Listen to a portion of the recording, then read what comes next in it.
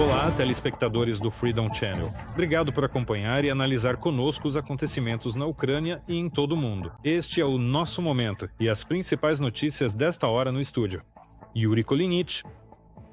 O terror do exército russo na Ucrânia continua. Assim, na região de Odessa, uma instalação de infraestrutura foi danificada em consequência de bombardeios noturnos.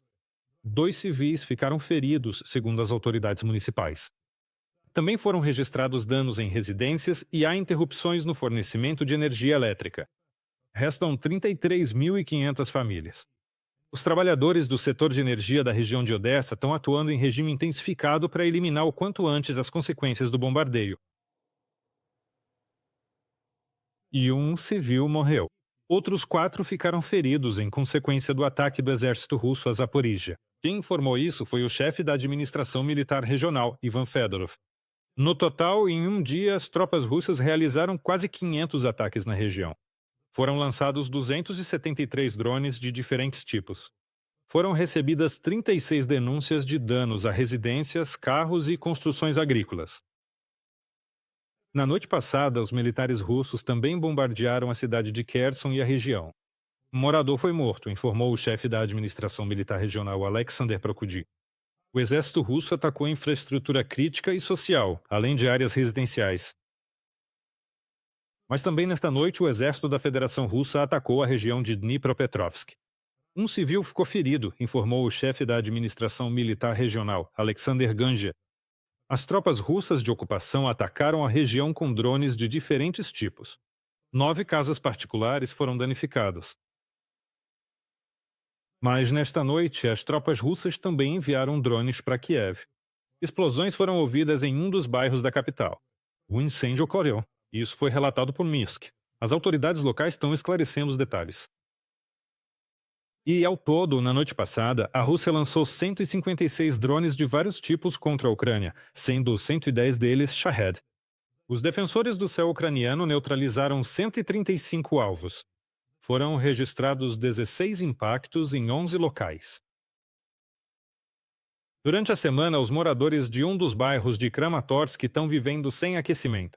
Na semana passada, tropas russas lançaram uma bomba aérea FAP-500 sobre uma das instalações de energia da cidade. Além disso, prédios de apartamentos foram danificados. Leia mais sobre o ataque e como os moradores estão lidando com as consequências do bombardeio russo neste artigo. Sim. Em 6 de janeiro, as tropas russas destruíram com uma bomba aérea uma instalação de infraestrutura crítica que fornecia aquecimento para um dos bairros de Kramatorsk. A explosão foi tão forte que a onda de choque quebrou todas as janelas e portas nas casas próximas. The word casas in Espanha refers to houses, which are structures built for human habitation. Esses dwellings podem variar muito em tamanho, estilo e materiais, refletindo diversas culturas e ambientes aqui no globo. A casa de Svetlana sofreu danos ligeiramente menores do que as casas mais próximas do epicentro do ataque, mas mesmo assim as janelas do seu apartamento foram arrancadas das paredes. De alguma forma, a mulher conseguiu tapar as rachaduras e, como sua casa tem aquecimento independente e a temperatura é mais alta do que em outros apartamentos, ela convida seus vizinhos para se aquecerem. Vizinho, eu te convido, digo eu, vá dormir. Apesar de estar frio, o vento entra pela rede. Hoje eu dei uma olhada, claro que estou economizando 10. Olhei, estava 16 graus. Pensei, ontem estava 22. A cada dia a casa vai esfriando, então a cada dia fica mais e mais frio. Todos os serviços públicos da cidade continuam trabalhando no local. Eles estão tentando fechar janelas e portas quebradas o mais rápido possível. Entra aqui. Demos uma olhada na cozinha. Os rapazes fecharam pra gente. De uma certa empresa. Bocas do fogão. Sim, 2 bocas no gás baixo. E um aquecedor elétrico. Fechamos a porta da cozinha pro corredor e ficamos aqui nos aquecendo. A temperatura agora eu vou te dizer no termômetro. A temperatura tá em 25 graus. E embora a temperatura na cozinha esteja bastante agradável, em outra parte do apartamento você precisa se agasalhar melhor e dormir sob vários cobertores.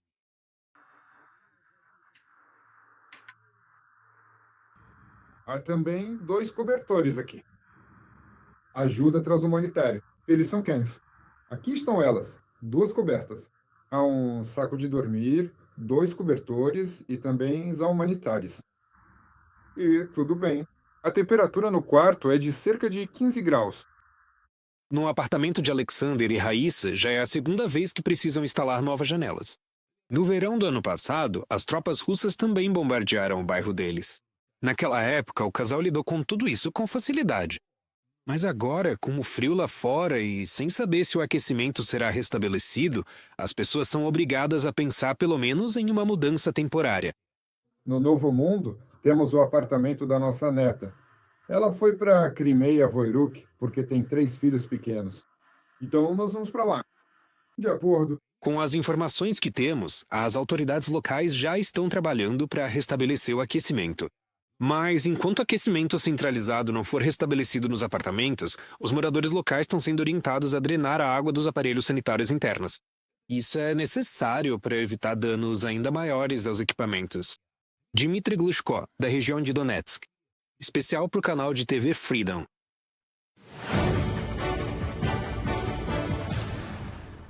O ministro das Relações Exteriores da Noruega, Espen Barth Eide, chegou a Kiev. Isso foi informado pelo chefe do Ministério das Relações Exteriores da Ucrânia, Andriy Sybiga. Ele destacou que, durante esta visita, as partes planejam discutir cooperação, o esforço de paz, bem como projetos conjuntos na área de defesa, além de conversar sobre a resiliência da Ucrânia. O Reino Unido irá fornecer mísseis balísticos de longo alcance para a Ucrânia.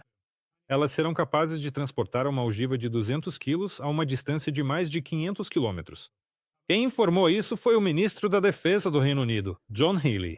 Segundo ele, no âmbito do projeto Nightfall, o governo britânico anunciou o início de uma concorrência para o rápido desenvolvimento de mísseis balísticos de base terrestre.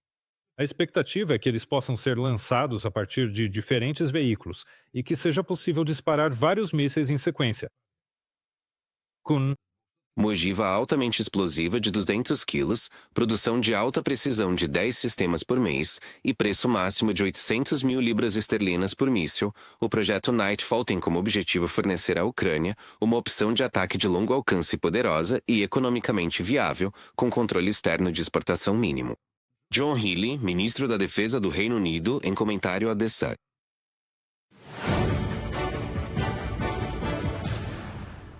Nevascas fortes, frio, gelo nas ruas. O inverno de verdade chegou à Europa.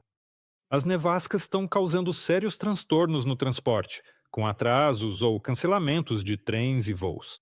Pessoas ficam sem eletricidade devido à sobrecarga das redes e acidentes.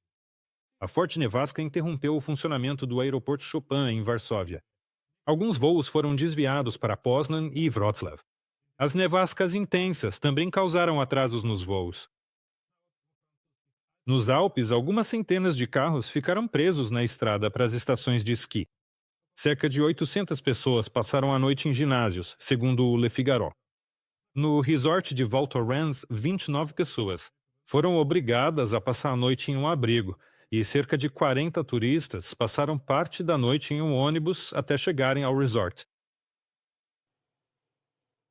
Mas na Argentina, incêndios florestais estão fora de controle.